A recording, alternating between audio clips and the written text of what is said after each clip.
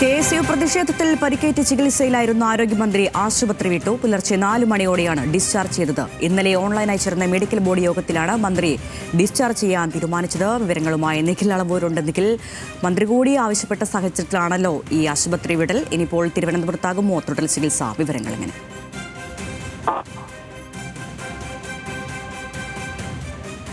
അവിടെ മെഡിക്കൽ കോളേജിലോ മറ്റോ ചികിത്സ തേടും എന്നതാണ് മനസ്സിലാക്കുന്നത്. ഏതായാലും ഇന്ന് പുലർച്ചെ 4 മണിയോടുകൂടിയാണ് പരിയാരം കണ്ണൂർ ഗവൺമെന്റ് മെഡിക്കൽ കോളേജിൽ നിന്ന് ഔദ്യോഗിക വാഹനത്തിൽ മന്ത്രി പോയിരിക്കുന്നത്.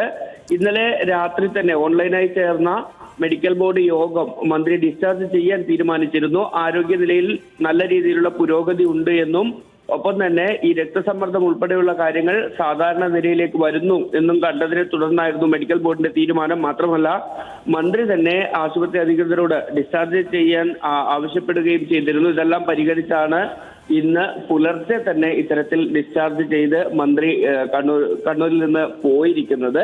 തിരുവനന്തപുരത്തെ ഏതെങ്കിലും ഒരു ആശുപത്രിയിൽ ചികിത്സ തുടരും എന്നതാണ് നമുക്ക് ലഭിച്ചിരിക്കുന്ന വിവരം. അങ്ങനെ അതുകൊണ്ടായിരിക്കാം ഇവിടെ നിന്ന് ഇപ്പോൾ പോയിരിക്കുന്നത് എന്നുകൂടിയാണ് മനസ്സിലാക്കുന്നത്. ശരി, നിഖിലാണ് വിവരങ്ങൾ നൽകിയത്.